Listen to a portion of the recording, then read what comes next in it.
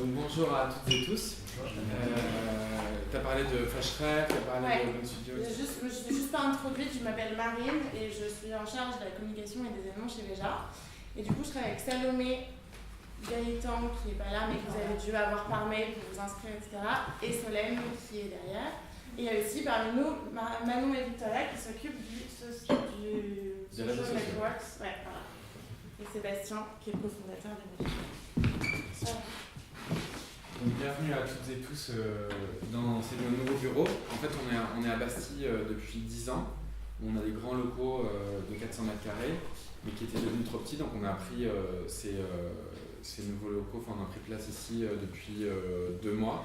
Donc, c'est un peu nouveau. Il y a encore plein de choses qui ne sont pas installées. Je ne sais pas si vous avez fait. Ils ont fait un petit peu. Non, après. Et donc, une journée par an, on fait ce qu'on appelle l'Open Studio, c'est-à-dire qu'on ouvre les locaux à vous, aux invités, à celles et ceux qui veulent venir. Et on fait plusieurs événements pendant la journée. Tu en as parlé? Non, pas encore. Donc là, on a fait 1 heure avec Adrien de Entreprendre dans la mode, qui est un podcast qui s'appelle Entreprendre dans la mode. On l'a tourné en public et c'était sympa. Là, on a récolté plein de questions que les étudiants, celles et ceux qui font des mémoires, celles et ceux qui font des thèses, et c'est vous. On a récolté une centaine de questions à peu près pour les retrier et pas les recalibrer, on ne les a pas touchés, hein, mais les retrier en groupe pour essayer d'y répondre. Donc on a combien de temps? On a, après il y a le déjeuner. 1h30, c'est bien. Ouais, 1h30. Donc tu vas falloir être fast quand même parce qu'il y a beaucoup de slides quand même, non? Ouais. Il y a combien de slides? 18, 17 ou 18. Avec 3 questions. Mais il y en a qui vont plus vite que d'autres.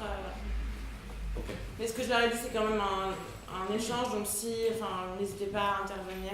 Ouais, donc au lieu de vous faire un brief sur Veja, on a décidé de rassembler les questions, de vous inviter et de discuter ensemble. J'aimerais bien qu'on ait vachement de temps pour d'autres questions et Oui, parce qu'il y a des personnes qui n'ont pas forcément envoyé leurs questions en amont. Donc c'est bien si on a le Vraiment. On commence. Déjà, je ne sais pas qui a posé cette question, mais d'où est née la prise de conscience que vous voyez bien ou pas? Ouais, c'est lisible. Une entreprise responsable, moi je déteste ce mot d'entreprise responsable, donc ça commence bien. Et je sais pas, je trouve que ça va pas ensemble. Tout le monde parle de responsabilité, de responsable, d'éthique, etc. Je crois que les entreprises ne sont pas éthiques ni responsables. Je pense que les gens qui sont à l'intérieur peuvent l'être, mais pas les entreprises. Les entreprises, c'est un corps froid. Et prise de conscience, elle vient de très très loin. Elle vient de nos lectures étudiants, de notre vision du monde, de nos expériences, qui nous ont fait prendre conscience que ça n'allait pas dans la bonne direction au niveau écologique, ça n'allait pas dans la bonne direction au niveau social et économique. Et du coup, on a décidé, au lieu d'aller bosser chez Greenpeace ou au lieu d'aller dans des ONG, on a voulu créer une marque et une entreprise pour être là où ça se passait. Parce que je crois que dans la société dans laquelle on vit, les entreprises, on en parlait avec Adrien au podcast précédent, les entreprises ont pris le contrôle des choses. C'est-à-dire qu'on voit bien que Zuckerberg est plus puissant que Merkel, par exemple, Angela Merkel en Allemagne. On voit bien que les entreprises ont un rôle prépondérant dans la société d'aujourd'hui, que ce soit employeur, que ce soit impact écologique, que ce soit exemple social. Et on s'est dit pourquoi pas essayer d'aller créer une entreprise complètement différente sur d'autres canons, sur d'autres terrains, et essayer de réaliser au sens rendre réel une entreprise plus clean. Alors au début on a commencé par le produit, on a commencé par essayer de faire un produit différent, et c'est-à-dire sourcé de manière écologique et avec un équilibre social beaucoup plus fort, des matières premières jusqu'à la production, jusqu'au dispatch, stockage qui est fait par une association de réinsertion. C'est-à-dire qu'on a déconstruit toutes les étapes de la production d'un produit pour essayer à chaque fois de la différencier et d'y intégrer justice sociale et justice environnementale.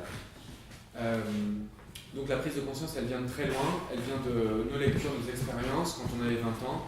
On a commencé à 25 ans en 2003, 2004, en 2004, et on a créé un projet un peu fou, sans argent. On avait une dizaine de milliers d'euros, un peu plus que 10 000 euros. Mais on s'est lancé à fond en essayant de faire bien à chaque étape. Et après, Veja a grandi, on a changé plein de choses, on a changé de banque, on a changé de fournisseur d'électricité, on a changé tous les petits pas qu'on peut faire.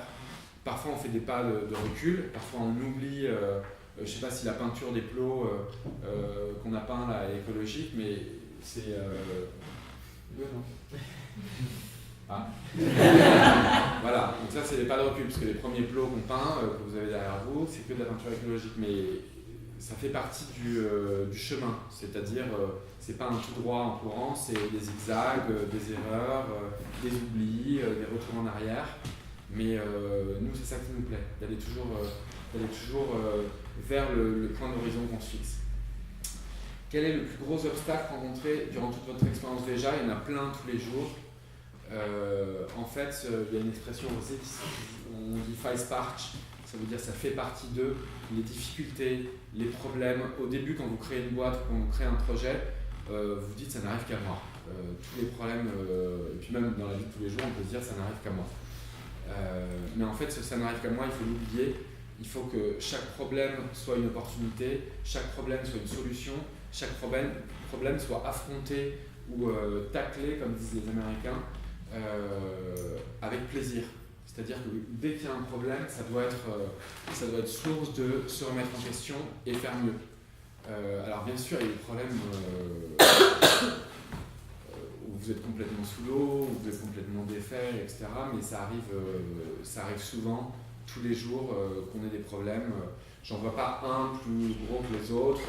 En 2010, il y a tout le coton bio d'une année qu'on avait acheté qui a brûlé à cause d'un orage. On en a plein tout le temps. Des histoires de contrefaçon, des histoires du cynisme ambiant qui va contre vous. Mais en fait, ça doit pas vous départir de cet horizon à aller chercher. Et pour moi, tous les problèmes, ça devient des opportunités, mais pas des opportunités business, des opportunités de montrer qui vous êtes et là où vous comptez aller. Qu'est-ce que vous feriez différemment si la création de Veja était à refaire? Franchement, je sais pas. On se pose jamais ces questions-là. C'est plutôt à chaque fois qu'on fait une connerie, comme on en fait tous les jours, principalement Victoria, non je rigole. Non mais à chaque fois qu'on fait une bêtise avec Victoria, et moi j'en fais plein, à chaque fois on se pose, on se dit voilà ça c'était une bêtise, on se l'avoue, on se la dit, et on va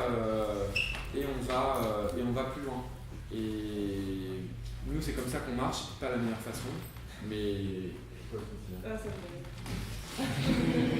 c'est peut-être pas la meilleure façon, mais je crois qu'on progresse comme ça aussi, en se disant les choses, en n'hésitant pas à dire, c'est vraiment le contraire des politiciens d'aujourd'hui qui n'ont jamais tort, jamais avoué une erreur, une faute,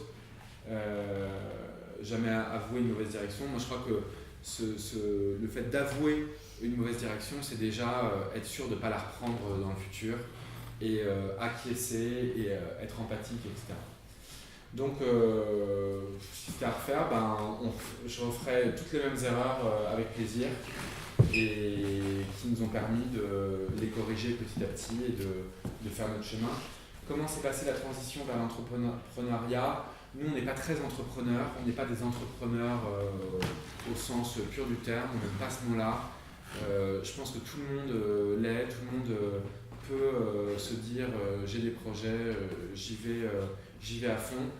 Certains ont des compétences, certains ont des qualités, mais tout le monde l'est en général pour moi. C'est-à-dire si vous avez un projet qui vous fait vibrer, vous le devenez sans problème.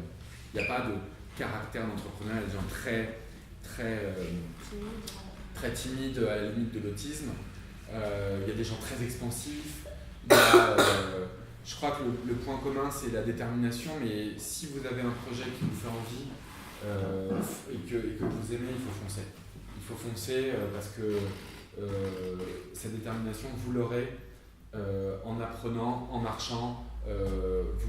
C'est une expression de Nietzsche, de deviens ce que tu es.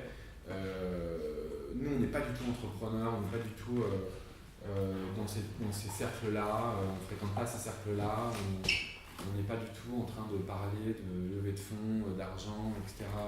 Tout le temps, enfin, on n'aime pas ça.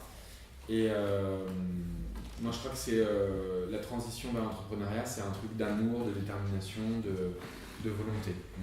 Et tout le monde l'a en soi. Excusez-moi. Du coup, vous appelez votre entreprise responsable comment? Si elle est, enfin, je suppose qu'elle est responsable, et vu que vous n'avez pas le terme responsable, c'est quoi du coup? On l'appelle pas en fait. Vous l'appelez pas? C'est entreprise. Oui. Non, mais c'est déjà, c'est le nom de la marque. Non, on ne l'appelle pas. Ce que je dis souvent à l'équipe, c'est que ça sert à rien de s'auto-déterminer, de s'auto-qualifier. Il faut faire. Ouais, il faut faire et les gens diront.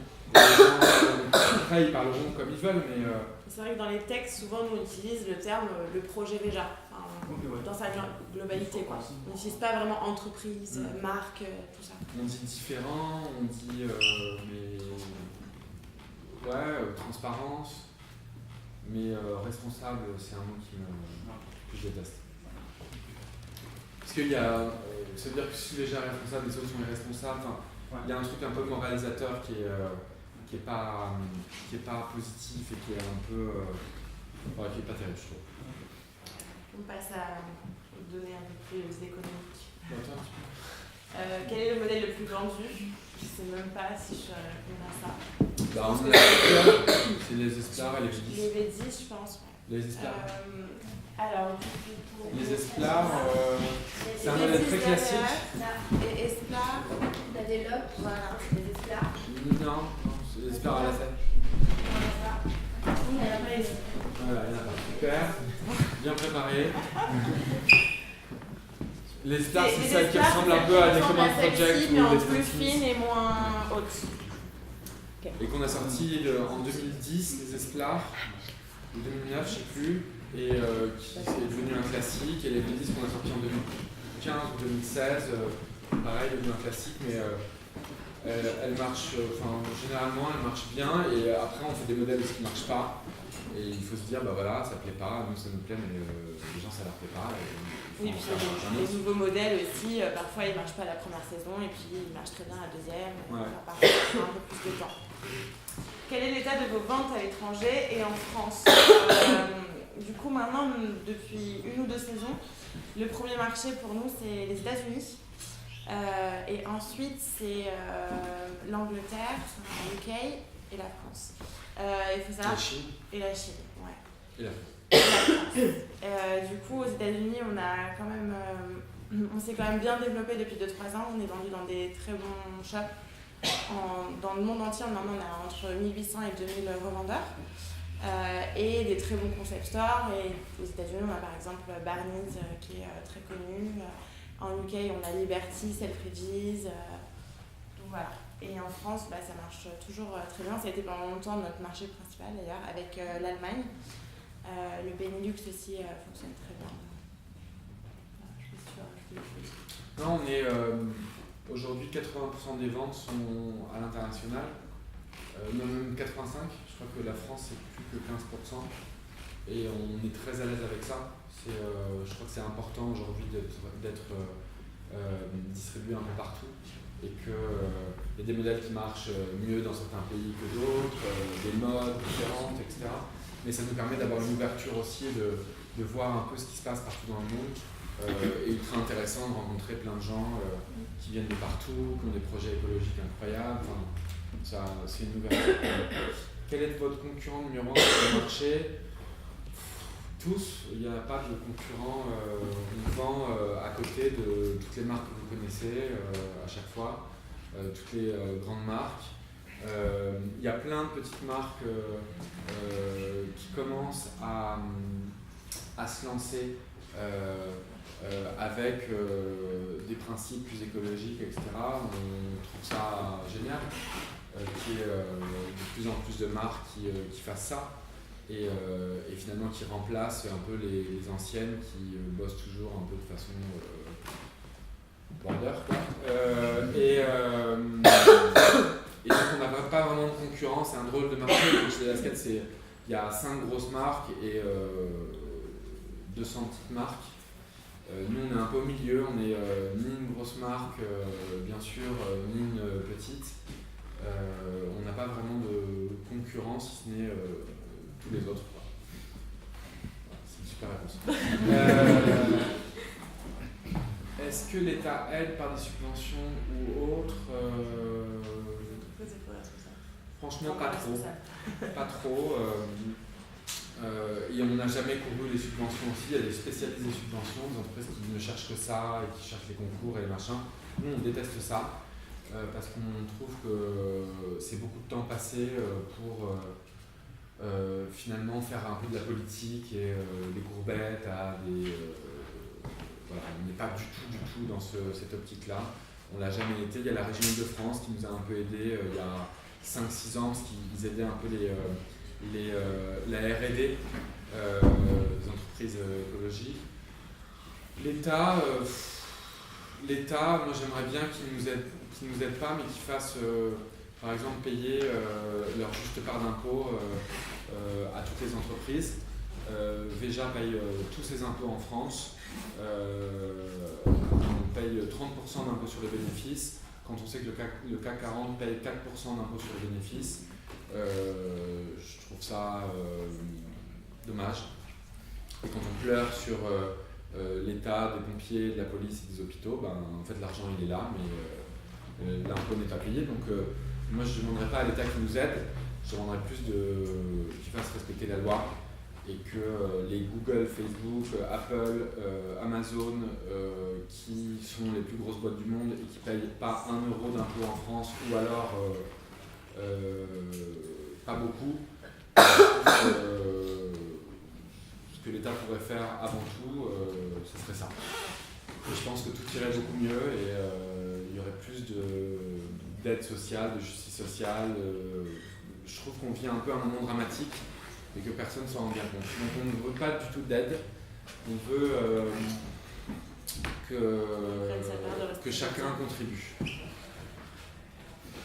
Avez-vous des normes à respecter par l'État français sur votre politique de fabrication et de vente de chaussures au Brésil? Il y a des normes européennes qui s'appellent REACH, c'est des normes chimiques qu'on respecte bien sûr.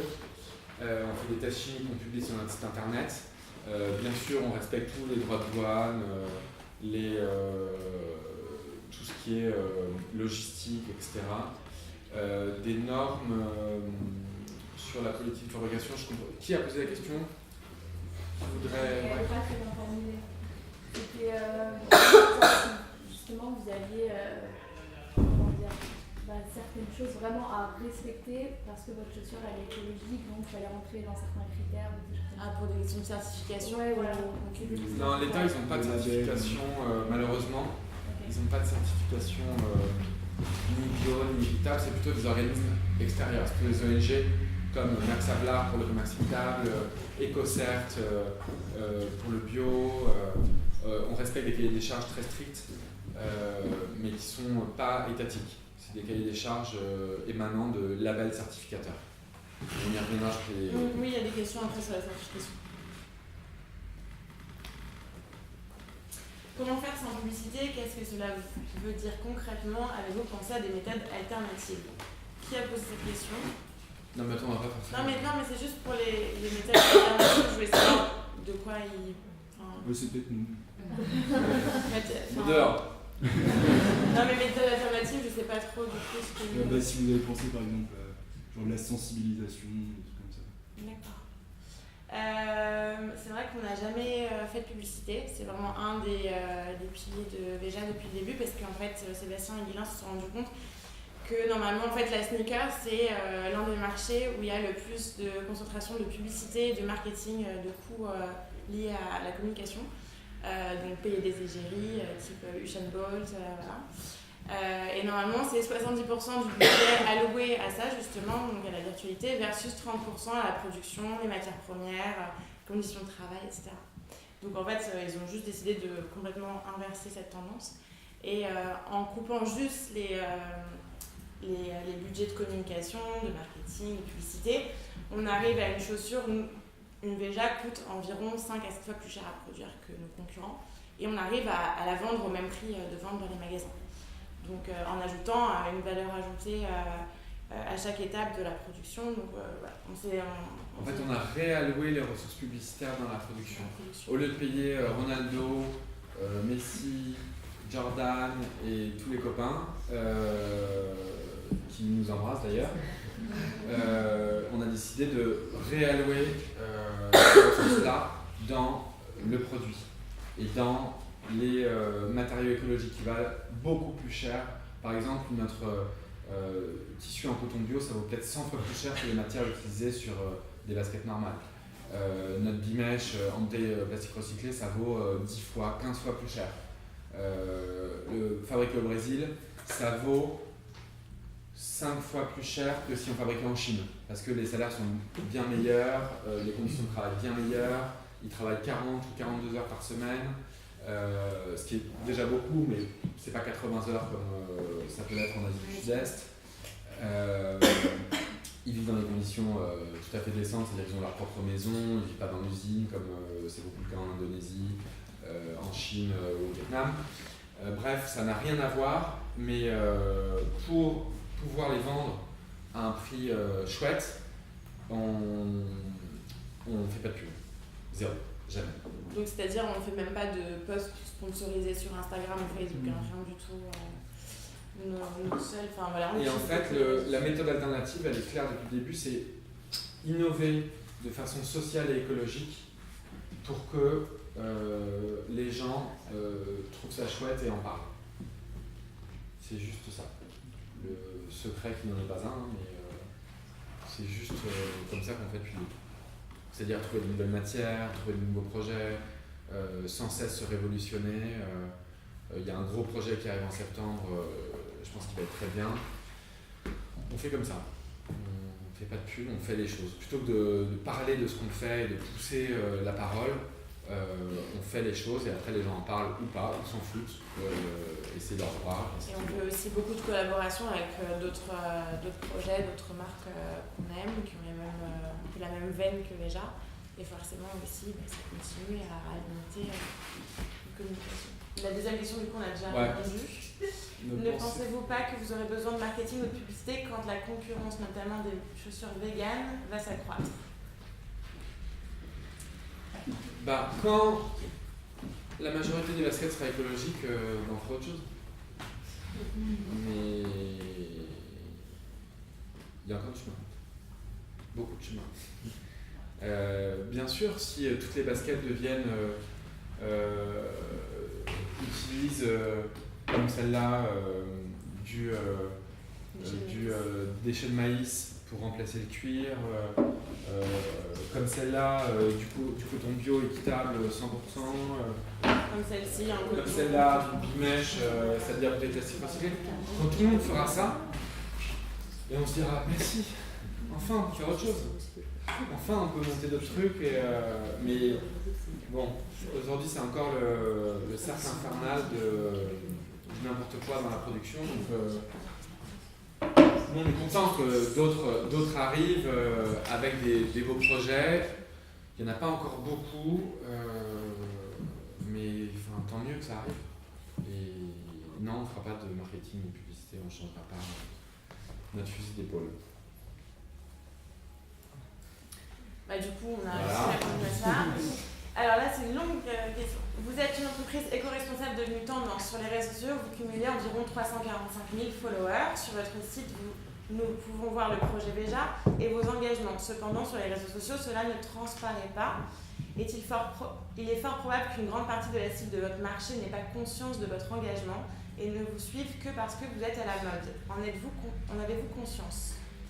Alors oui, on a tout en fait confiance. Conscience. Et on trouve ça très cool d'ailleurs. Le but de Veja, c'est de ne pas clamer tous les jours qu'on est écologique, qu'on est un peu dans le social, on trouve ça très cool en fait que les gens aiment bien Veja pour le design. Et souvent, ils se rendent compte du projet longtemps après. Enfin, parfois, à peu près 20% des consommateurs, je pense, Veja connaissent le projet avant et achètent les Veja parce qu'ils aiment bien le projet. Mais le reste des personnes achètent pour le design et se rendent compte peut-être 6 mois ou 1 an, même 2 ans après du projet. Et là, ils se disent « Ah bah c'est possible de faire quelque chose de à la fois écologique et au design assez poussé ».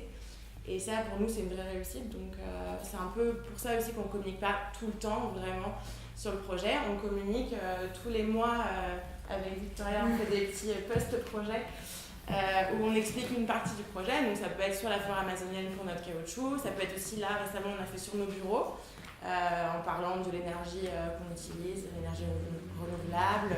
Ça peut être sur vraiment différents sujets. Mais tous les jours, c'est vrai qu'on met plus en avant les produits sur nos réseaux sociaux.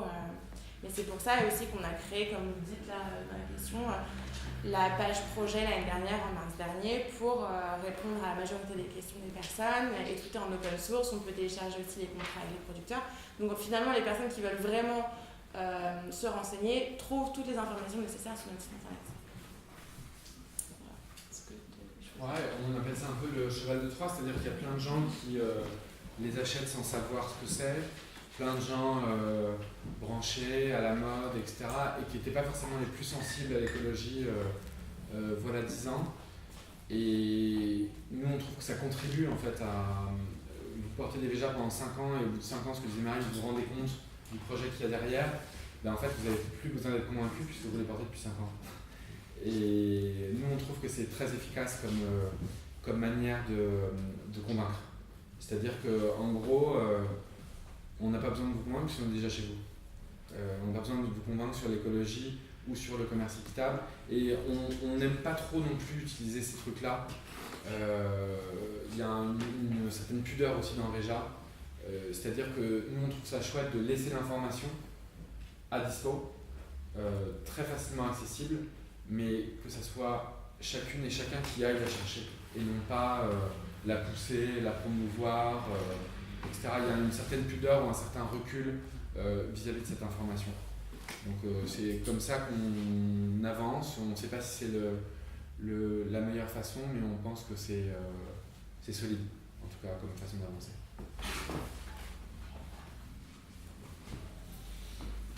Alors, pourquoi avoir implanté votre chaîne de valeur au Brésil ? On a trouvé le Brésil parce que finalement c'est le pays qui cumulait tout. Pour toutes les semelles de Veja, il y a entre 20 et 40% de caoutchouc sauvage qu'on va sourcer directement en Amazonie. Dans les Veja, il y a du cuir, il y a du coton. C'est un pays qui est très riche en matières premières. Donc on pouvait tout trouver là-bas. C'est un pays productif, c'est-à-dire que c'est un pays où il y a des usines de fabrication, contrairement à la France où il n'y a plus d'usines de fabrication. C'est-à-dire que vous voulez fabriquer cette basket-là en France, vous ne pouvez pas, c'est impossible. La vulcanisation, c'est-à-dire que la même façon de procéder que Converse, vous avez un chausson sur lequel vous collez alors je sais bien en portugais, mais en même temps en français c'est une honte. Vous collez cette semelle-là, cette partie de la semelle, vous mettez au four, il n'y a plus ces usines-là en France. Mais le Brésil, pour nous, c'était le pays qui concentrait tout ce dont on avait besoin et on pouvait tout trouver là-bas. C'est vraiment la raison, et aussi parce que c'est un pays où les gens sont super cool. Non mais ça, franchement, c'est quand même vraiment agréable, quoi. Plutôt d'aller dans les pays asiatiques où c'est plus dur, où vous êtes de toute façon un étranger, etc. Au Brésil, à partir du moment où vous parlez portugais, vous êtes brésilien et c'est quand même assez agréable.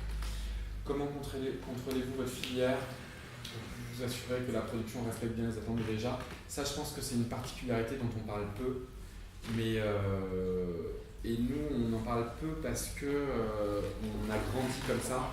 On est extrêmement terrain. On adore aller voir les usines, on adore aller dans les champs de coton bio, on adore aller dans la forêt amazonienne pour se rendre compte nous-mêmes. Et c'est ça qu'on a inculqué au projet Veja, c'est-à-dire d'être très terrain. Aujourd'hui, on a 2 personnes qui travaillent en Amazonie, 2 personnes qui travaillent dans la chaîne de coton bio, 30 personnes dans l'usine de production, qui travaillent à côté de l'usine de production, mais on a 4 ou 5 réviseurs qualité dans l'usine tous les jours. On est très proche du terrain et c'est cette proximité face au terrain qui fait de Veja un projet particulier. C'est-à-dire qu'aujourd'hui, on a l'impression qu'on est derrière son petit Apple, son petit MacBook, et on peut envoyer des ordres de production en Chine, au Vietnam, etc., sans avoir jamais su, vu, entendu, compris comment ça se passait. C'est ça l'erreur fondamentale de l'époque. C'est cette décorrélation entre une entreprise et le réel. Et c'est ça que là où Veja est très très très différent, où nous on adore le réel, on trouve, Adrien me demandait ce qui m'inspire, en fait c'est ça la réponse, je n'ai pas bien répondu, c'est les réels qui nous inspirent beaucoup plus que les fictions, se mettre avec des agences de pub pour réfléchir à ce qu'on va faire comme campagne et quel biais on va pouvoir faire pour que les consommateurs consomment. Nous, tout ça, poubelle, on préfère la réalité, on préfère faire des choses réelles et les proposer plutôt que d'inventer des mondes et un univers factice qui brille tout le monde à la fin de la journée. Voilà. Non, et s'améliorer. Oui, s'améliorer. Il y a plein de choses qu'on ne maîtrise pas. Par exemple, les lacets, on a lancé Veja en 2005, il y a 14 ans. Depuis 13 ans, ils n'étaient pas en coton bio, c'était du coton normal. Depuis 7 saisons. Je suis perdu. Depuis janvier. Non, depuis. Parce que toi, tu as des saisons d'avance, mais c'est 7 saisons. Novembre, décembre, ils sont tous en coton bio. Avant, on n'avait pas cette quantité, et là, maintenant, on a réussi à. On a réussi à convaincre les usines de lacets de passer au bio. C'est non-stop le projet. Là, je vous donne un exemple qui est parlant parce que c'était quand même sur toutes les baskets, ou non, sauf celle à scratch. Mais qu'on a bien sûr plein de choses à améliorer. Sur le cuir, on est en train de bosser beaucoup. C'est un matériau qui est quand même assez polémique. Et en fait, le truc de Veja, c'est de n'être d'aucune chapelle, on n'est d'aucune religion. C'est-à-dire qu'on n'est pas vegan, on a une partie de la gamme qui est vegan. On n'est pas bio, on a une partie de la gamme qui est bio. On n'est pas recyclé, on a une partie de la gamme qui est recyclée. On n'est pas upcycling, on a une partie, on fait tout. Sur différents modèles. Et on aborde tous les sujets. C'est ça qui nous intéresse. Et c'est de ne pas choisir une chapelle écologique, parce qu'on pense que l'écologie, c'est plein de chemins différents. C'est pas un seul, c'est pas une vérité. Et heureusement, c'est vraiment plein de chemins à prendre et avec bonheur, avec plaisir. Donc les objectifs concernant la chaîne de production, c'est prendre encore plus de chemins, affronter encore plus de difficultés et être en prise avec ces problèmes réels de pétrole, plastique, enfin il y a tellement de sujets aujourd'hui que nous on voit déjà comme une vision globale, pas comme une chapelle bien confortable qui critique tout le reste. On préfère prendre plein de chemins. Quelles difficultés spécifiques à son modèle d'approvisionnement rencontre Veja lors de la recherche et sélection d'un nouveau fournisseur? J'en ai un peu C'est répondu, un peu ce que tu viens de dire aussi. Ouais. Pensez-vous que votre modèle d'approvisionnement est viable si Veja continue de croître? Pourrez-vous toujours maintenir un contrôle strict de votre supply chain? C'est moi ça? Tout ce qui est produit. Non, mais le truc, c'est si on a réussi à le faire quand on était 25 ans, sans parler le portugais, sans argent, sans rien, aujourd'hui, c'est quand même 10 fois plus facile, quoi, 100 fois plus facile. Ce que tu disais la dernière fois, c'est que c'est vrai qu'on commence à être reconnu pour utiliser plein de matériaux alternatifs, innovants, etc. Donc c'est vrai qu'il y a beaucoup d'entreprises même qui proposent des... Non, mais moi je parlais, je répondais à la contrôle strict de votre supply chain. Ouais, pardon. Pour tout ce qui est approvisionnement, c'est vrai que c'est assez cool parce que maintenant de nombreuses entreprises nous contactent. Ah, j'ai cette matière alternative faite d'avocat ou bon, forcément ça ne marche pas tout le temps. Avocat. Oui, parfois il y a des choses d'avocat. Je ne sais pas s'ils nous ont contactés, mais c'est un exemple comme ça. Il y a l'ananas qui nous a contactés par exemple. Et parfois, c'est des projets qui ne sont pas vraiment mis à terme, etc. Mais c'est vrai qu'on a plus de pouvoir maintenant en approvisionnement que je pense au début quand ils ont commencé. Oui, c'est-à-dire qu'aujourd'hui, il y a des matériaux, on lit par exemple un article sur un nouveau matériau dans un journal, dans la presse, etc. Où quelqu'un nous l'envoie, et ben on appelle direct la personne, on lui dit bah vas-y, envoie un mètre, et nous on l'essaie sur une basket. On a ce luxe-là aujourd'hui de pouvoir faire ça, donc il y a plein de matériaux. Les gens font toujours comme d'habitude, parlent beaucoup alors que le truc n'est pas vraiment développé, et que ça reste une start-up, voire un pitch, voire juste des levées de fonds. Mais nous, on a créé Veja pour être un réceptacle à projets incroyables. Et Veja, si vous regardez bien, nous, on n'a pas fait grand-chose si ce n'est que de relier des projets incroyables les uns aux autres pour faire une chaîne de production différente. Nous, on n'est pas experts en culture de coton bio, on l'est devenu. On n'est pas expert en caoutchouc sauvage qui vient de la forêt amazonienne, on l'est devenu. C'est des gens qui savent faire ça, qui ont des savoirs et des savoir-faire incroyables qu'on relie pour faire une chaîne de production différente. Oui. Donc vous avez, enfin c'est une façon de faire, vous n'avez rien inventé, vous avez juste récupéré pour les matières et fabriqué des choses. Par exemple le cuir en déchets de maïs, c'est ça? Ouais. Vous avez juste trouvé ça, c'est pas vous qui avez fait de la R&D pour trouver qu'avec le maïs. D'accord. Après, ça demandait de la R&D de notre part pour l'adapter. D'accord. Mais c'est pas nous. Nous, on n'invente rien. Okay. On relie juste les choses, on fait des essais, parfois ça foire, parfois d'ailleurs on a des problèmes sur le cuir de maïs pour la prochaine saison, enfin le faux cuir de maïs. C'est non-stop, essayer d'adapter à une paire de baskets des matériaux plus écologiques. Mais qui viennent pas forcément de nous. Après, on peut insuffler aussi des idées de mélange de matières, etc. On commence à le faire depuis 4-5 ans, ça. Mais la plupart du temps, on relie juste les... Mais c'est comme ça que l'industrie marche. On a découvert que les marques ne font rien. Moins que nous. Comment ça? Tous les matériaux techniques viennent des grosses entreprises pétrochimiques et c'est proposé aux grosses marques qui vont le marketer mais qui n'ont rien à faire. Il y a plusieurs tissus qui sont assez innovants. Donc, vous faites combien de prototypage avant de justement se vendre matériel? Ça dépend. On peut en faire 50, on peut en faire 2. Ouais, il y a plein de choses. Vous avez une idée en tête ou... Moi, je dirais peut-être 10 prototypages pour voir comment. Ouais, non, mais ça dépend. On fait plein de tests de flexion, tests chimiques, etc. On ne sait pas justement qu'est-ce que ça va donner si la matière elle va durer longtemps. C'est vraiment des nouveaux tissus. Ouais, mais du coup, nous on a quand même des tests physiques très forts. C'est-à-dire par exemple une basket pour un tissu ou une fabrique pour passer les tests physiques de Veja, on va très haut. C'est-à-dire qu'on fait un truc à 100 000 flexions. Vous savez, c'est une machine qui tend le tissu comme ça. Et il faut que ça dépasse 100 000 pour qu'on la prenne. D'ailleurs, on a eu encore des problèmes dernièrement. Pas mal tes baskets. On a eu des problèmes dernièrement sur des tissus. C'est Guilain. Deuxième fondateur. Voilà. Et puis après, il y a le... Non. C'est bon, tout de suite, voilà. Comment avez-vous géré la croissance aussi soudaine de l'entreprise, notamment au niveau des fournisseurs et des matières premières? La croissance, ça fait longtemps qu'on la gère. On a commencé de vraiment pas grand-chose.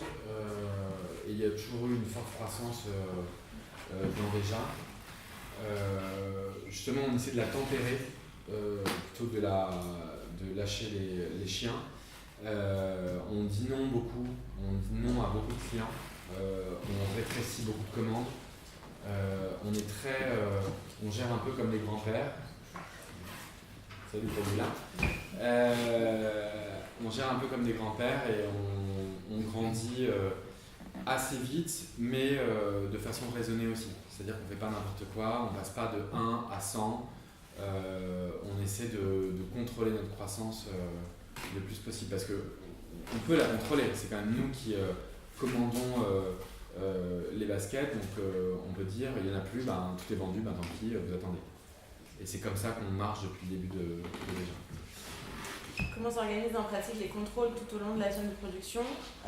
Nous, en fait, au Brésil, on a vraiment des personnes qui sont salariées de Veja. Par exemple, on a une ingénieure agronome pour le caoutchouc qui est sur le terrain tous les jours, qui est tous les jours avec les seringueros, donc c'est des personnes qui taillent les EVA pour récolter le latex et faire nos semelles.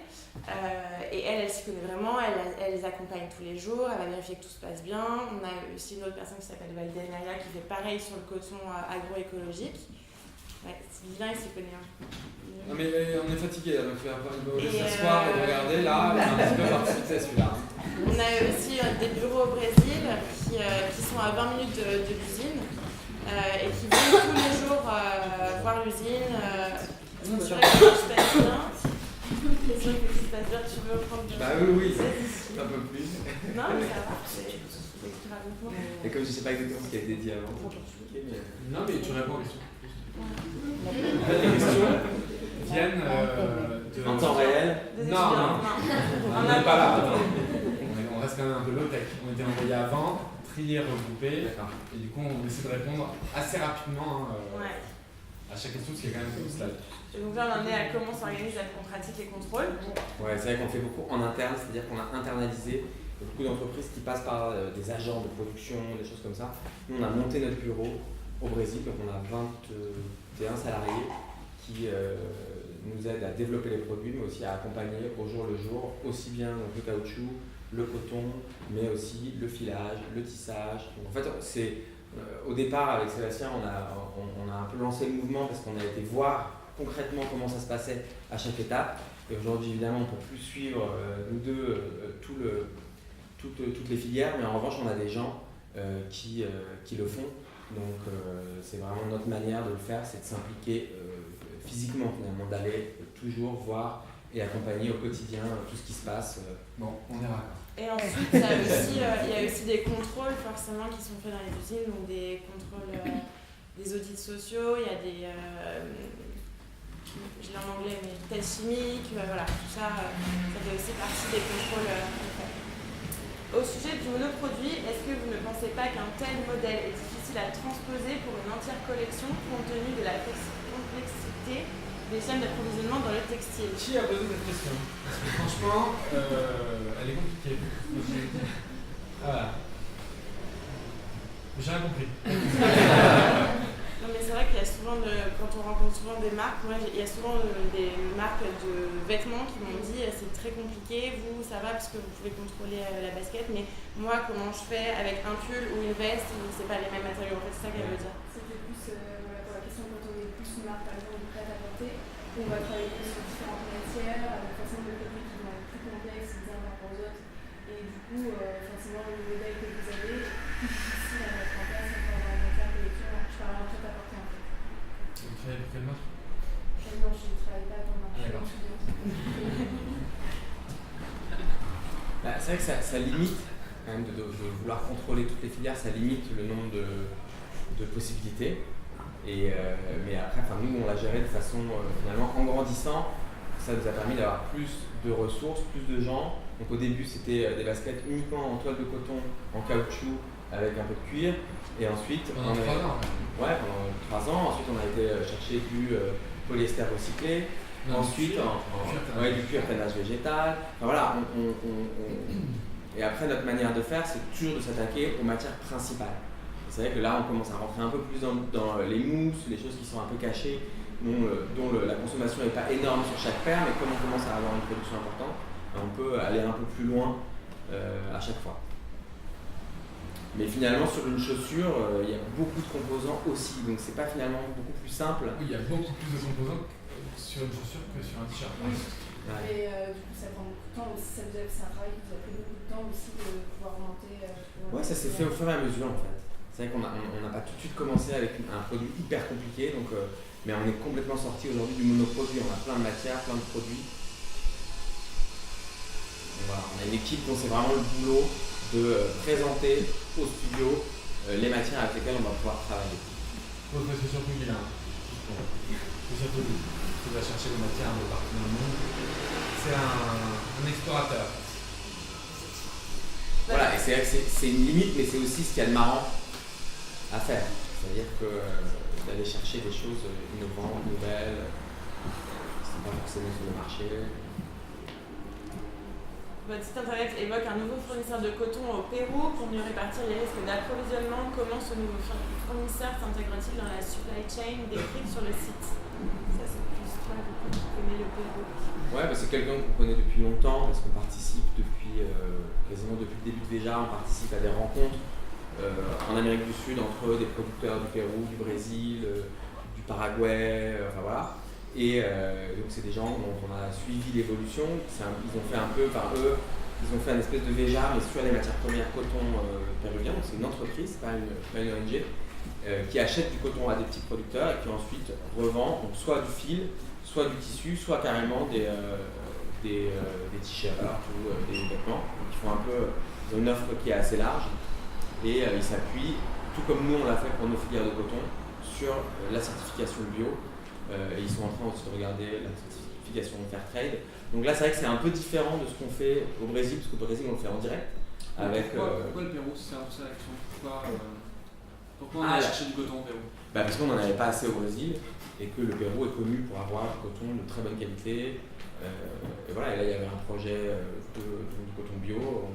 Naturellement finalement, plutôt que d'aller chercher du coton en Inde, comme la plupart des gens en font, nous c'était à côté, donc c'est vrai que même au niveau logistique, au niveau transport et du coup coût environnemental, c'est plus logique. Et pour notre équipe qui accompagne la production, c'est plus simple d'aller une fois, 2 fois par an au Pérou pour aller voir comment ça se passe. Mais la différence finalement avec nos filières brésiliennes, c'est que les filières brésiliennes, on les accompagne vraiment producteur par producteur, alors que dans le cas du Pérou, on passe par une société qui fait ça en fait. Le Bergman Riviera, ce sont des gens dont c'est le métier de gérer ces filières. Et qui est très connu. Oui, ils sont connus, c'est eux qui vendent des t-shirts, par exemple pour les t-shirts bio que vous trouvez chez Patagonia. Une bonne partie vient de chez eux ou chez Outerknown, qui est une marque de Kate Slater, de s'associer avec eux. Enfin, c'est des gens qui ont monté déjà un truc assez. Ils ont commencé en 76.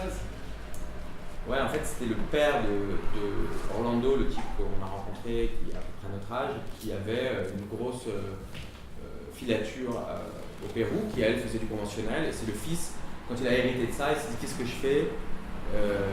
Pas très marrant en fait de juste faire tourner la filature avec du coton industriel, et petit à petit il l'a transformé en un truc qui ne fait plus que du bio.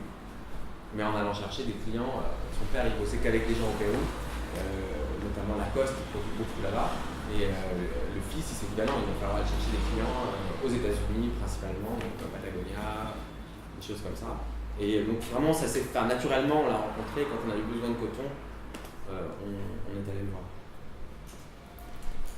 D'où viennent les lacets, d'où viennent les œillets en métal, d'où viennent les différents cuirs animales, végétales, CWL. Donc CWL, pour ceux qui ne savent pas, c'est les déchets de maïs. Où sont situées les tanneries et avec combien de tanneries travaillez-vous? Ça fait beaucoup de questions. On va citer tout le site là. Il faut rester. Guilla, vas-y. Alors, d'où viennent les lacets? Jusqu'à la saison dernière, c'était du coton conventionnel. Mais à partir de cette saison, donc à partir des baskets qui sont livrées, je crois que c'est à partir des halles, à partir des baskets qui sont livrées en ce moment en magasin. Non, ouais, non, à partir de. Je sais plus à partir de quelle saison. C'est déjà à partir de Spring Summer, donc à partir c'était déjà un magasin. Maintenant étant coton bio, donc provient de nos filières, soit brésiliennes, soit péruviennes, je ne saurais pas vous dire exactement. Mais là c'est typiquement un exemple où pendant des années on voulait améliorer la qualité environnementale de nos lacets, mais on n'avait pas les volumes nécessaires. Malgré la production importante, il a fallu attendre de faire presque 1 million de paires par an pour pouvoir passer les lacets en bio. Après sur les œillets en métal, j'avoue que je n'ai pas une traçabilité incroyable là-dessus. En tout cas, ce n'est pas une filière qu'on maîtrise. Nous, ce qu'on demande, c'est qu'ils soient conformes aux tests chimiques, donc pas de nickel, en fait, qui est un métal problématique pour l'environnement. mais on les source au Brésil, là où on achète les baskets. Les différents cuirs, le cuir animal vient du Brésil. Donc on travaille aujourd'hui avec 3 tanneries en fonction du type de cuir dont on a besoin, mais il y a une tannerie qui fait 80% du volume. Et pour les tanneries, le label qu'on utilise, c'est un standard en fait. C'est un standard qui s'appelle Leather Working Group. Donc c'est un groupe de travail international qui définit des normes pour les tanneries, notamment en termes de traçabilité, en termes d'utilisation de métaux, en termes de recyclage des eaux usées. Et nous, on ne travaille qu'avec des tanneries qui ont le standard Gold, donc les meilleurs élèves de la classe. Et donc le maïs, c'est la seule matière qui vient pas du Brésil, qui vient d'Italie. Que pensez-vous de l'avenir du cuir compte tenu des enjeux de la filière? Est-ce que quelque chose que vous envisagez d'arrêter à l'avenir? Aujourd'hui, avez-vous à remonter jusqu'aux élevages pour le cuir? Donc c'est un peu, finalement c'est un peu répondu tout à l'heure. Donc passe parce que j'ai le temps défile. Outre les alternatives. D'autres alternatives potentielles, nous, c'est pareil, en fait, on ne parle jamais de ce qu'on va faire si on ne l'a pas vraiment fait à l'instant T. Donc on aura bien sûr des nouvelles matières alternatives, mais on s'arrête pas de chercher en tout cas. Voilà, on s'arrête pas de chercher. On verra.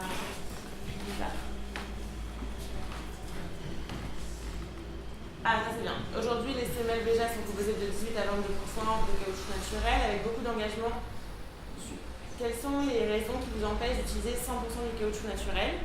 C'est que en fait, le caoutchouc naturel, il est très collant. Donc déjà, on resterait collé sur le sol et ensuite, il serait friable. Donc on est obligé pour le moment de le mixer avec du caoutchouc synthétique. Et on arrive de plus en plus à rajouter du caoutchouc sauvage dans nos semelles, avec LRT par exemple. Ouais, il y a des produits sur lesquels on peut monter jusqu'à 30%. Mais c'est vrai que pour garantir une stabilité, c'est-à-dire que il faut que toutes les chaussures sortent pareilles, en fait, qu'il n'y en ait pas une qui soit plus collante que l'autre, une qui soit plus friable que l'autre. Donc il y a un moment où il faut standardiser un peu la production, donc les mélanges. Donc nous on valide les mélanges auprès des usines avec lesquelles on travaille pour s'assurer qu'on soit autour de 20%. Mais il faut savoir que de toute façon, quand on dit qu'une semelle est en caoutchouc naturel, elle est toujours mélangée, au moins avec du soufre, parce que le caoutchouc c'est du latex et du soufre. C'est vraiment c'est un Français qui a inventé ça au 19e siècle, qui est le processus de vulcanisation. Et du caoutchouc, le vulcanisme, qui soit stable, il faut le mélanger à du soufre. Sinon ça reste du latex et qui va pourrir, qui va s'oxyder, qui va vivre sa vie de protéines en fait.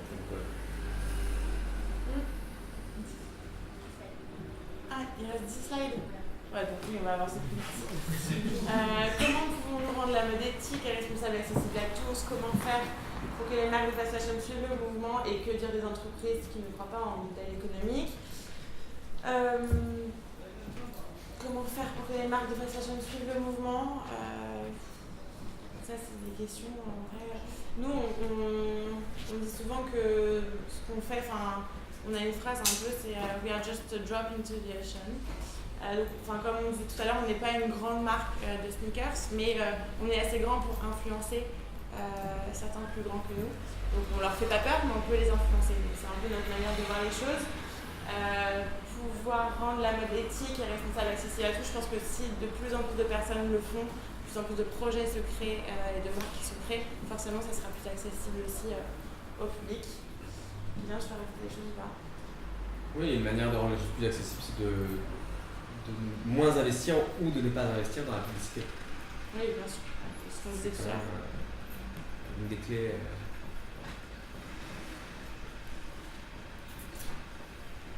Êtes-vous en relation avec des acteurs de la fast fashion? Sont-ils intéressés par la slow fashion? Et vous semble-t-il qu'il y a un changement de mentalité chez les décideurs des grands groupes?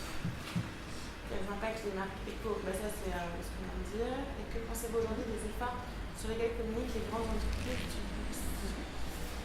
Sébastien a déjà répondu à la dernière question. C'est vrai qu'il y a beaucoup d'entreprises qui profitent un peu d'amener quelques actions écologiques ou sociales pour en parler beaucoup.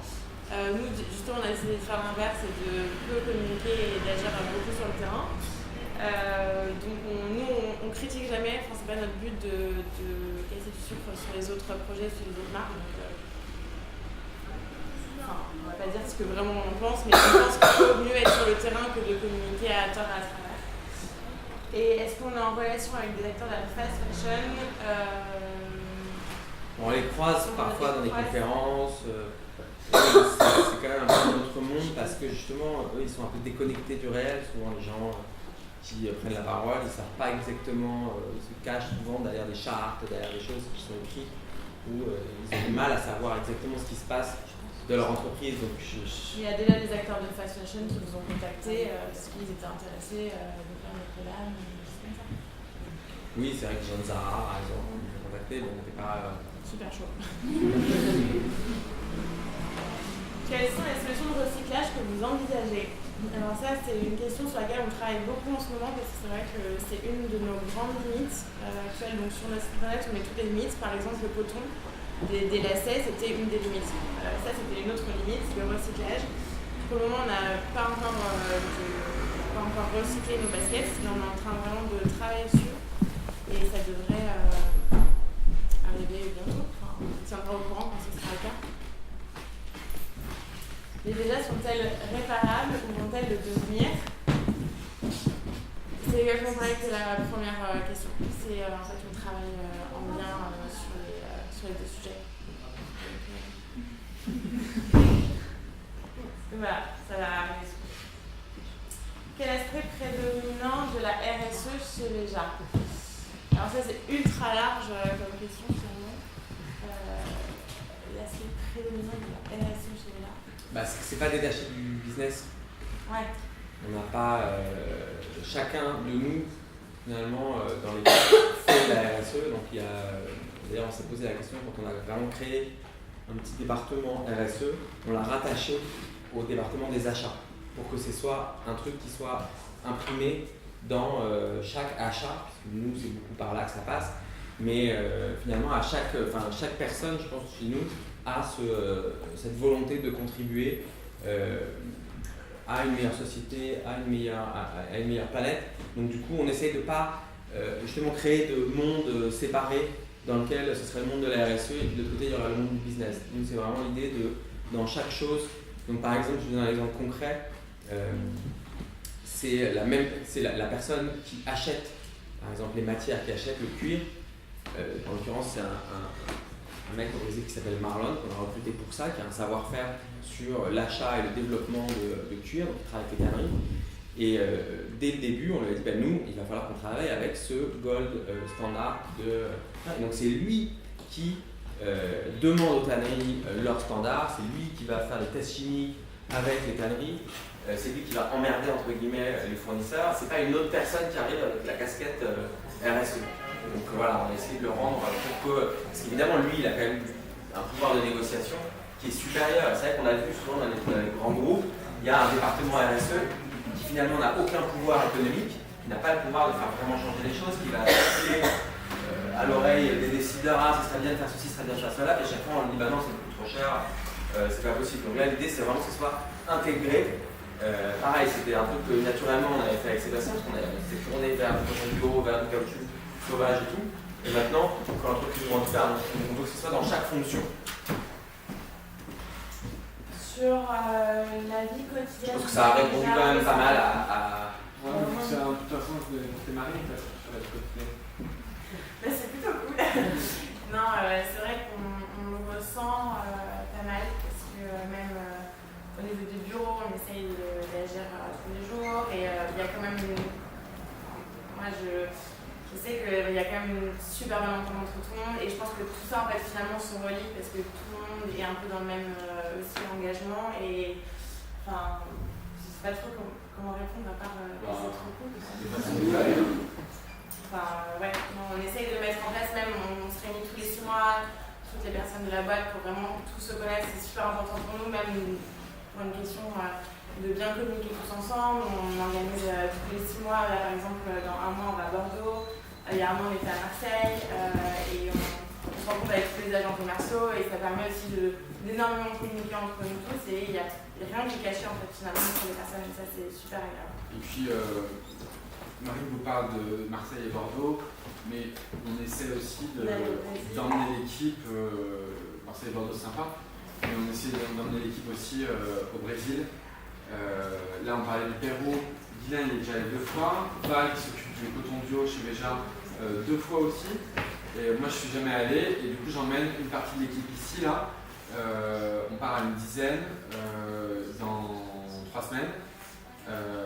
Pour une semaine au Pérou, puis au Brésil, voir l'usine de basket, puis dans un autre endroit qui est plus un projet secret, pour que les gens même qui n'ont pas de boulot dans la production directement puissent voir, comprendre, etc. Il n'y a pas de... En fait, on aura beau passer des heures à expliquer déjà, il n'y a pas de meilleure façon que d'y être, de voir ce qui se passe dans la ferme amazonienne. Marine, tu es allée 2 fois ou une fois? Moi, j'ai une fois voir la production de coton et l'usine l'année dernière. Et c'est vrai que de voir le projet en vrai, de voir les producteurs, on a passé une après-midi avec les producteurs de coton chez eux, qui nous ont accueillis. De passer une semaine avec Val, qui gère justement, qui est l'agronome, l'ingénieur agronome.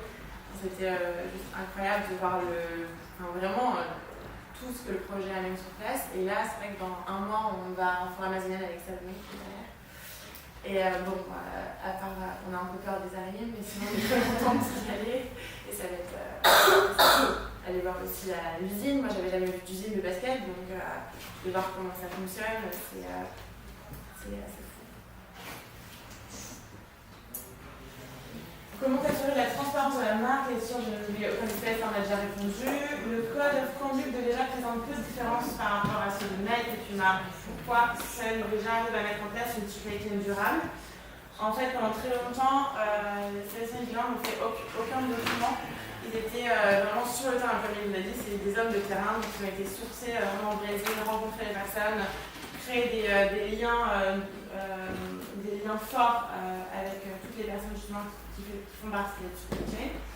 Et le code of conduct, etc., on l'a fait que très récemment finalement. On l'a fait récemment parce qu'on en fait, on est certifié B Corp. B Corp pour les chefs, je ne sais pas si vous connaissez tous, mais c'est une certification qui est sur plusieurs piliers, la gouvernance, la production,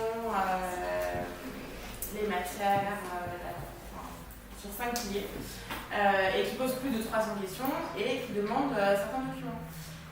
Du coup, on s'est posé la question, on a vraiment utilisé B Corp comme une guideline pour voir si on avait des choses à améliorer facilement.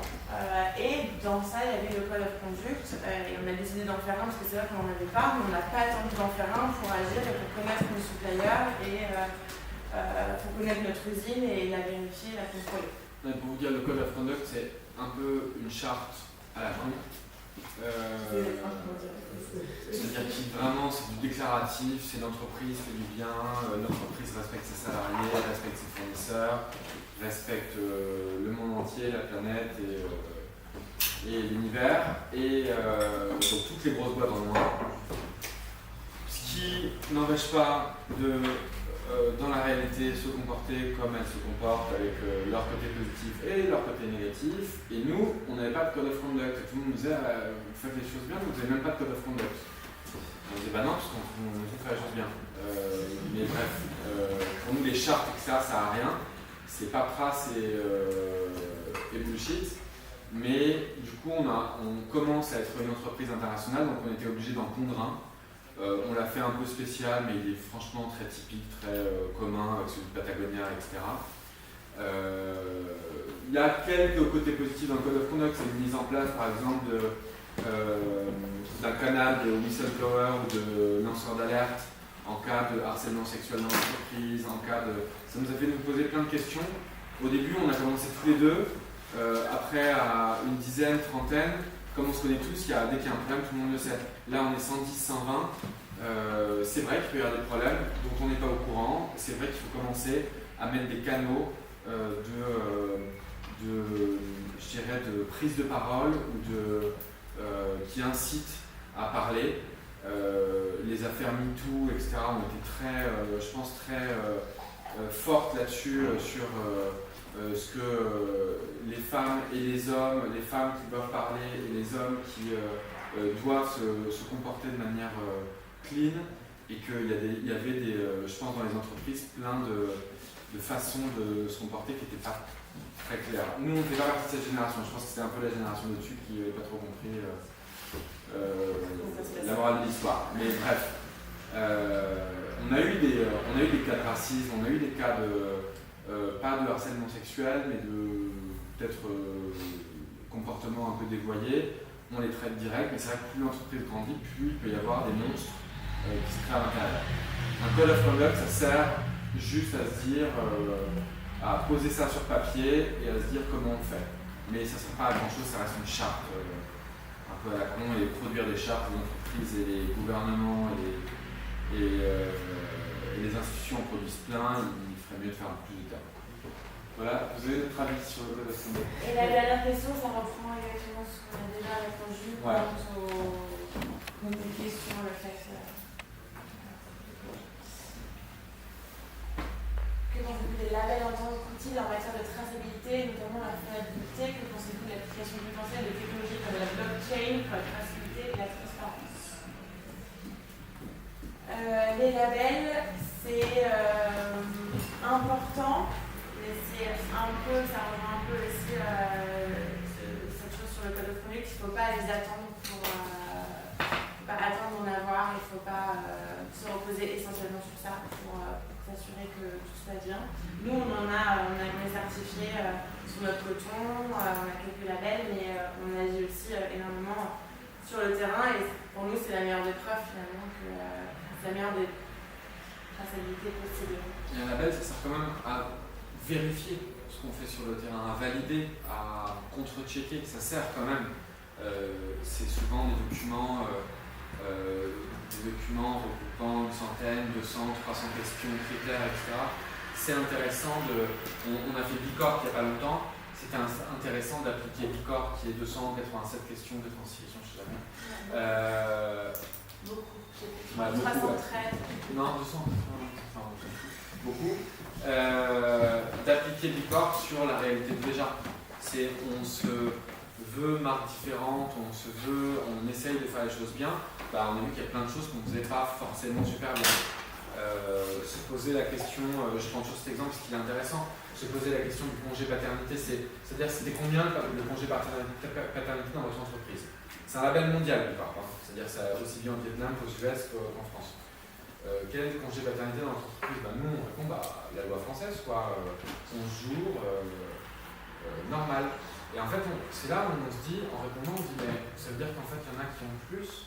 Et ça veut dire, et c'est quoi le congé paternité? Est-ce que ce ne serait pas l'acte féministe le plus important, dans le sens où éduquer les jeunes, moi je suis jeune, enfin moins jeune que pas, parce qu'on cache 7 ans, mais est-ce que c'est normal que ce soit à chaque fois les femmes qui aient un congé maternité énorme et les pères un congé paternité faible finalement? Est-ce que donner 3 mois de congé paternité ou 6 mois, ou 1 an, ou 3 ans, ça fait beaucoup, mais est-ce que ça habitue pas le couple finalement à prendre des réflexes différents? Est-ce que c'est toutes ces questions-là en fait qui doivent être abordées et résolues dans l'entreprise? C'est comme ça qu'on aborde les questions, c'est en se les posant et en essayant d'y apporter notre réponse. C'est pas forcément la meilleure, pas forcément la vérité, pas forcément la plus ouf, mais on trouve que Bicorp, ça nous a servi à ça, à nous secouer un peu sur les trucs où on se pose parfois même pas la question. Donc les labels, ça sert quand même. Mais ça sert souvent, c'est le fait d'être dans le processus de la labellisation qui est limite plus intéressant que le label obtenu. Et même pour le bio, ça a été pareil, parce qu'au début, il y a pas mal d'agriculteurs avec lesquels on travaillait qui n'étaient pas certifiés bio, qui faisaient du bio, qui n'utilisaient pas de pesticides. Et le fait de faire un label, puis d'un coup, ça oblige les gens à se retrouver pour remplir des questionnaires. Donc il y a une partie qui est très chiante, mais il y a une partie où, en fait, il crée aussi après une certaine fierté d'être dans le même groupe de gens certifiés, de pouvoir vendre leur coton, mais aussi tout le reste de ce qu'ils produisent sur leur ferme en bio.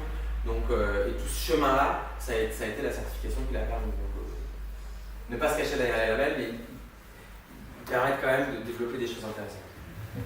Ma première question, la question d'après, est-ce qu'il y a une limite à la transparence et est-ce que certaines entreprises vont jusqu'à communiquer la transparence sur leur prix? Nous, par exemple, sur le site internet, on a demandé à une usine chinoise combien nous coûterait finalement le prix de revient de la paire de shorts. Enfin, c'était une Snap, tu m'as dit. C'est une Snap, donc la plus basse qu'on n'a pas dans le showroom. C'est bon, on va l'avoir ça aussi. Et voilà, on a fait un faux devis, entre guillemets, auprès d'une usine chinoise et on a... Un vrai devis. Enfin, un vrai devis, mais bon... On ne comptait pas produire là-bas. On ne comptait pas produire là-bas, exactement. Pour en plus une quantité beaucoup moindre que ce qu'on produit vraiment. Et finalement, le prix était 5 fois moins élevé que le prix. Donc ça, par exemple, on l'a mis. Donc, finalement, on est assez content parce qu'on a mis aussi notre coût de revient de notre paire. Et donc, vous pouvez voir le coût de revient et le coût le prix de vente. Moi, ça c'est personnel, mais est-ce que la transparence a une limite? Je ne pense pas. Enfin, après, forcément, on ne va pas communiquer sur notre site internet tous nos suppliers parce que c'est une question aussi de Ouais, puis il y a quand même une limite à la vie privée des choses. Il y a quand même pour moi, la grande limite de la transparence, c'est qu'on s'arrête au moment où on rentre dans la vie privée des collaborateurs, des producteurs, il faut garder une certaine décence, quoi. Avez-vous beaucoup de retours, d'interrogations de la part des clients sur ces informations? Comme par exemple des contrats avec les producteurs que vous mettez à disposition. Oui, il y a certaines personnes qui sont venues nous voir et qui ont vu cet internet qui nous ont dit c'était trop bien de découvrir ça. Et d'ailleurs, c'est quand même mieux qu'une charte. Parce que si on lit les contrats, alors c'est pas forcément évident à lire, mais on voit qu'il y a des choses qui sont demandées et c'est vraiment un accord d'égal à égal entre la société et les associations de producteurs où pour nous ça a plus de valeur qu'une charte parce que c'est un vrai engagement en fait avec des gens qui existent vraiment. C'est pas un engagement auprès de la société. Non, un engagement général, en disant on est super, c'est génial et on parle de rien. Donc finalement la transparence, je réponds un peu globalement, mais pour moi elle est intéressante quand elle touche à des choses qui sont réelles et concrètes et qui ne soient pas juste une promesse en fait. Mais là, s'inspire-t-elle d'entreprises du luxe? Je pense par exemple à Stella McCartney. Sébastien, veux-tu répondre à cette question? Est-ce que tu as parlé de Stella McCartney?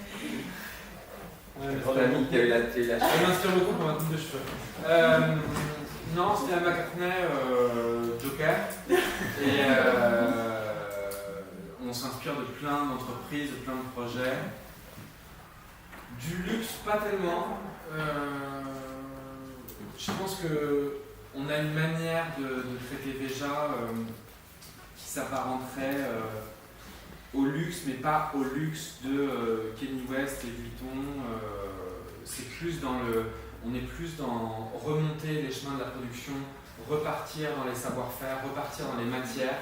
Et de ce point de vue-là, on a une vraie démarche de luxe, mais c'est le luxe d'avant, c'est le luxe d'il y a 50 ans, c'est le luxe, c'est pas le luxe. Un peu plus Hermès que Vuitton. Ouais, mais même c'est plus le luxe aujourd'hui. Aujourd'hui, le luxe, c'est les Instagrammeurs en première sur le devant des défilés avec des sacs en PVC. C'est devenu un truc bizarre, quoi. Et nous, on est plus dans l'ancien luxe qui serait de voir quelle matière on utilise vraiment, à quel endroit on produit, comment on fait les choses, avoir cette espèce de lenteur finalement que c'est pas l'artisanat, mais c'est qu'un luxe un peu à l'ancienne avait vraiment. Aujourd'hui, c'est du business, le luxe, LVMH, Kering, etc. C'est du business. Et je sais pas vraiment s'ils savent exactement d'où viennent les matières et peut-être devraient-ils plus s'y intéresser. Et on s'apercevrait de beaucoup de choses. Et aussi payer leur impôt en France, par exemple. C'est un luxe qui pourrait se permettre de donner à Notre-Dame. Bon, on n'est pas très inspiré par ces gens-là parce que on trouve qu'ils ont beaucoup de chemin à faire avant d'être inspirants. Mais après, ils ont fait quelques trucs. Il y a eu le PNL de Kering, c'est plus des trucs d'insérer les externalités négatives dans l'aspect comptable des choses, dans les chiffres, etc. Ils ont fait des choses, je ne sais pas s'ils le font vraiment, c'est beaucoup de com finalement pour peu d'actes. Donc nous on est plus inspirés par, moi je suis plus inspiré par une ONG anglaise qui s'appelle Extinction, elle est toute nouvelle là, Extinction Rebellion. C'est une toute nouvelle ONG qui est en train d'exploser, c'est un peu le nouveau Greenpeace moderne. Je suis plus inspiré par des activistes ou même des penseurs. Guilain il prend des cours de philo. Je pense que ça m'inspire beaucoup plus que les marques de luxe. Je crois qu'il y a beaucoup plus d'inspiration dans la vie que dans ces marques-là. Mais c'est notre avis et ça ne concerne que nous. Je sais pas si t'es d'accord. Oui, non. Il y a une personne qui nous a inspiré quand même sur une partie, ça a été Agnès B sur la partie publicité. Parce que ça a été une marque quand on a grandi et qui était assez à la mode et la marque ne faisait pas de publicité. Et du coup, ça nous montrait que c'était quand même possible d'avoir une jolie marque sans passer par la case pub. Alors elle faisait des partenariats avec des artistes, d'autres trucs. Je ne vais pas dire tout, mais en fait, c'était un sondage qui disait que 44% de nos achats, enfin de nos... C'est pas nous qui allons le faire, c'est une question. Ouais, c'est une question. Qui l'a posé d'ailleurs? Laurent, c'est ça. Du coup, nous avons interviewé 200 personnes, et sur ces 200 personnes, 44% ont dit avoir acheté des Veja parce que c'était beau, enfin pour le design, 10% parce que c'était éthique et 46% pour les deux. Et ta question du coup est quels sont vos objectifs de design? Quand tu dis qu'en gros il y a beaucoup de personnes qui achètent pour le design, et quels sont nos objectifs sur justement ce design à long terme? Du coup, nous on a au niveau design, on dit tout le temps qu'on est assez minimaliste. Même le design minimaliste, épuré. Sébastien et Léna ont quelques passions pour les avions. Non, les affaires militaires là. Non, mais en fait, on fait toujours les baskets qu'on a envie de porter de nous. On ne fait pas du tout de benchmark, d'études, etc. On fait toujours les baskets qu'on a envie de porter de nous. Et parfois ça marche, parfois ça marche pas.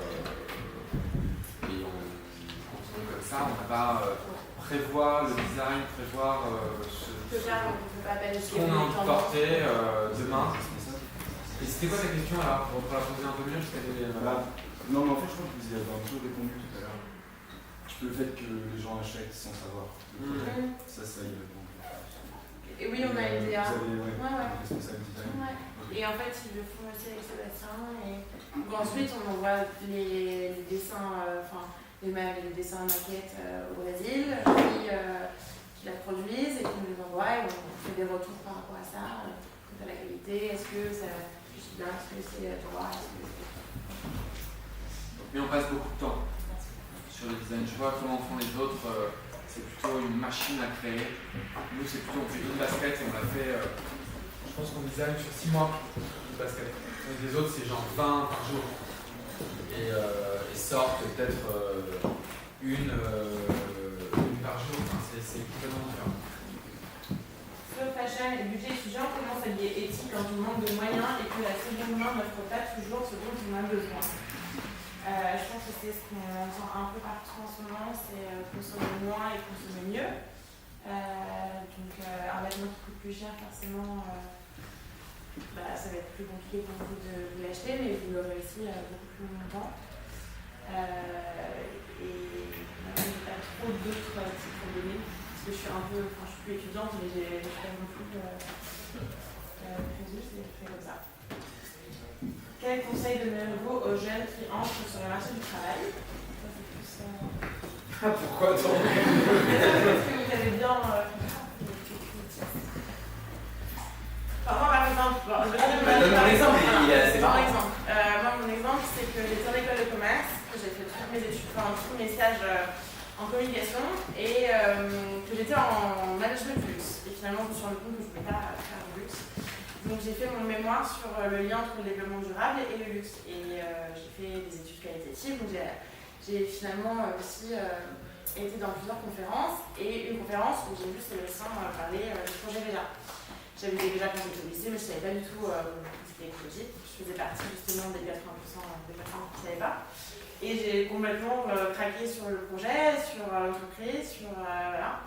Donc j'ai postulé finalement spontanément, et c'est parce que vraiment c'était quelque chose pour moi super important de travailler pour une marque auquel je croyais en fait, auquel les valeurs me plaisaient. Enfin, je pourrais pas moi travailler pour des grands groupes de l'industrie du fast fashion, ce serait pas possible. Donc j'ai fait mes armes, je suis arrivée en stage, puis en CDD, et puis Sébastien un jour m'a proposé un CDI. Et ce jour-là, moi, je lui ai proposé de partir à la fin de mon CDD pour voyager. Donc j'ai fait... Il a pas très longtemps, mais on sent. Et donc du coup, j'ai vraiment proposé en fait. J'ai invité Marine au resto pour lui proposer un CDI, et on n'est même pas rentré dans le resto qu'elle me disait qu'elle s'en allait. C'est un bon J'ai souvenir. fini mon CDD, je suis partie en voyage, j'ai fait mes armes, voilà, j'ai fait l'Océanie, l'Amérique du Sud pendant 8 mois. Et c'était pas du tout prévu, mais je suis revenue chez Veja, au même bureau, avec les mêmes collègues, vraiment au même bureau, au même endroit, au même étage, voilà, comme si de rien ne s'était passé.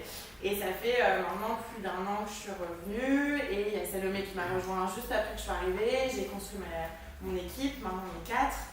Et voilà, donc je pense que le meilleur tips finalement, c'est de suivre, déjà partir en voyage quand vous êtes jeune si vous avez besoin. Non, c'est de vraiment suivre ce que vous aimez faire.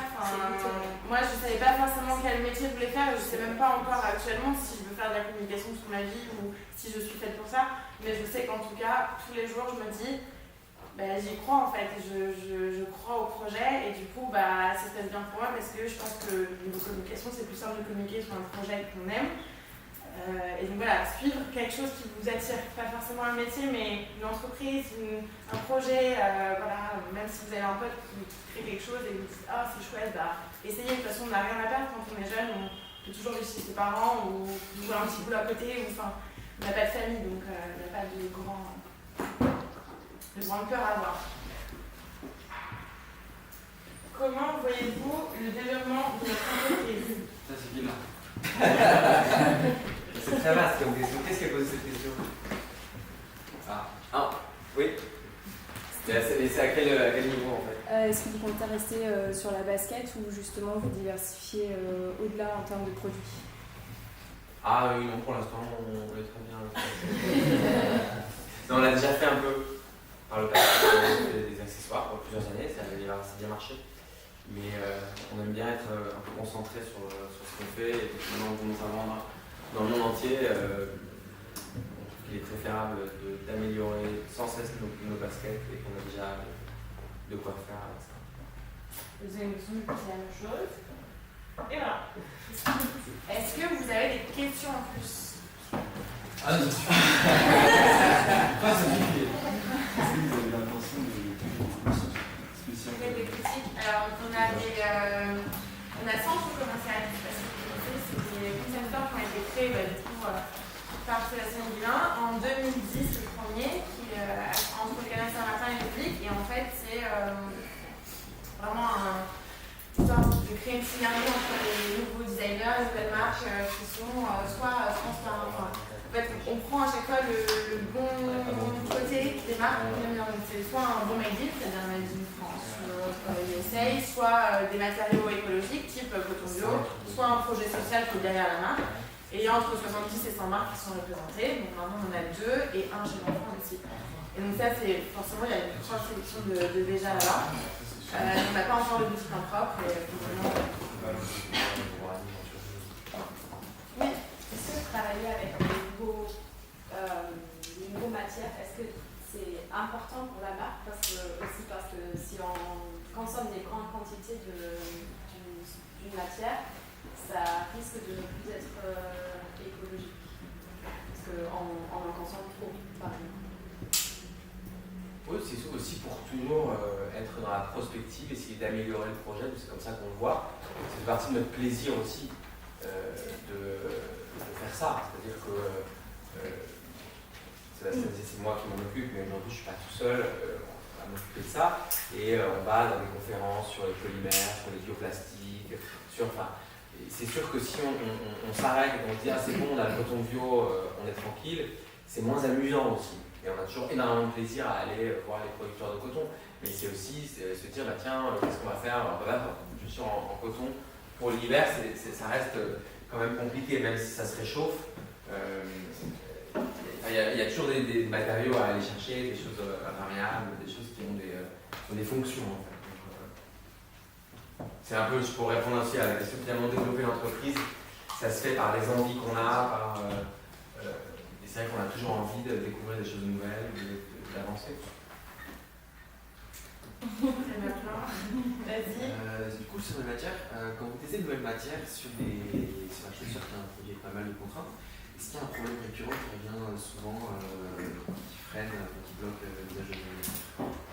Ouais, alors ça dépend de quelle partie de la chaussure on parle, mais une partie sur laquelle on a beaucoup travaillé dernièrement, c'est les doublures. Et les doublures, typiquement, le plus agréable au toucher et au confort, c'est la maille. Là, de plus en plus, si vous êtes client ou cliente de Veja depuis quelques temps, vous verrez qu'on va de plus en plus vers des mailles. Alors que on est surtout sur des tissus un peu plus durs, un peu plus. Le basket était très raide en fait, et elles le sont de moins en moins. Les saisons qui passent, et celles qui arrivent apportent le confort, et on avait besoin, c'était quand même assez raide au début. Surtout les 2-3 premiers jours, c'était un peu comme des chaussures en ville. Donc typiquement, ça c'est un sujet sur lequel, d'abord on parle d'une contrainte qui est le confort, et ensuite on essaye évidemment de mettre un coton bio 100% sur une maille à l'intérieur, et là on se rend compte que ça bouloche. Et les peelings, donc là on fait des tests, c'est des tests mécaniques qui sont faits pour chaque nouveau tissu, ça marche pas. Du coup qu'est-ce qu'on fait? On utilise du polyester recyclé. Ok, ça marche, c'est bien, mais maintenant on aimerait bien le rendre un peu plus écologique, donc augmenter un petit peu le dosage de coton bio dedans. Et en fait, on a travaillé comme ça jusqu'à arriver à aujourd'hui à 70% PET, 30% coton bio sur le lining. Donc c'est typiquement ce genre de choses. Donc dans les tests qu'on fait, c'est test de résistance à l'abrasion, test de déchirure, test de peeling, test de chimique. Voilà. On a un cahier des charges qui pour le coup n'est pas très différent de celui avec le côté écologique qui est beaucoup plus poussé. Donc ça fait un cahier des charges qui est assez lourd et du coup beaucoup de tests, beaucoup d'argent dépensé là-dedans, mais c'est hyper important parce que maintenant qu'on lance une chaussure, elle est vendue à plusieurs milliers d'exemplaires, pas qu'on se loupe. Moi je suis assez fan de votre travail sur la chaussure et que vous vouliez en fait faire participer d'autres marques avec l'aventure Centre Commercial. Et je voulais savoir comment on fait pour rentrer chez Centre Commercial. Parce que vous êtes très fan de cahier des charges, de chartes, comme j'ai bien compris. Donc, est-ce qu'il y a quelque chose de très précis ou c'est plutôt des gens que vous connaissez, que vous côtoyez, Non, mais que vous aimez? Non, c'est dès qu'on voit un nouveau projet émerger, on questionne, etc. Et c'est vrai que comme on baigne là-dedans depuis plus de 15 ans, c'est vrai qu'en 3 minutes, on voit ce qu'il y a au fond du projet par rapport aux personnes qui le portent. Je prends dans une interview, c'était comment vous sélectionnez. On sélectionne à la fois sur l'esthétique, bien sûr, mais sur le projet aussi. Et finalement sur les personnes qui le portent aussi, parce qu'on se rend compte de ce que les gens ont dans les tripes. Donc, et en fait, plus Centre Commercial grandit, plus on se rend compte que les personnes qui portent le projet sont importantes pour l'avenir et pour le déroulé du projet, en termes de marque et d'entreprise. Et du coup, c'est des rencontres, on n'a pas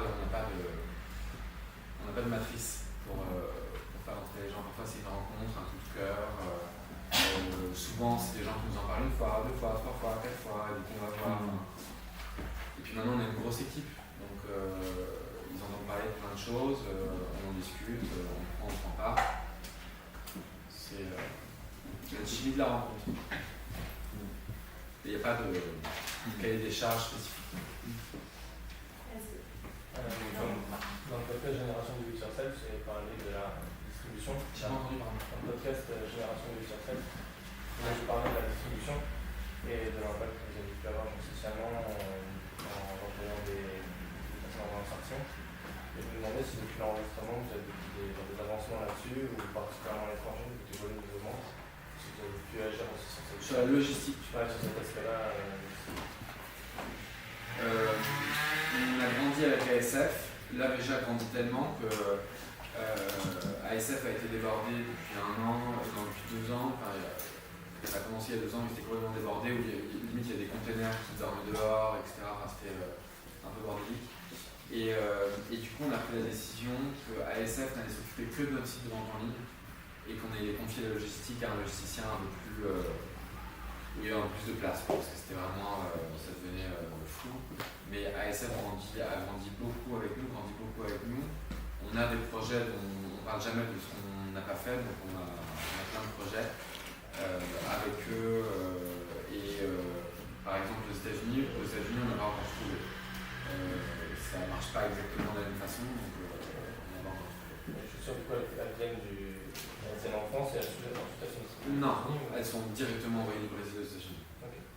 Ça, on l'a fait quand les volumes étaient petits, mais dès que les volumes ont grandi, on envoie direct. À part pour le e-shop.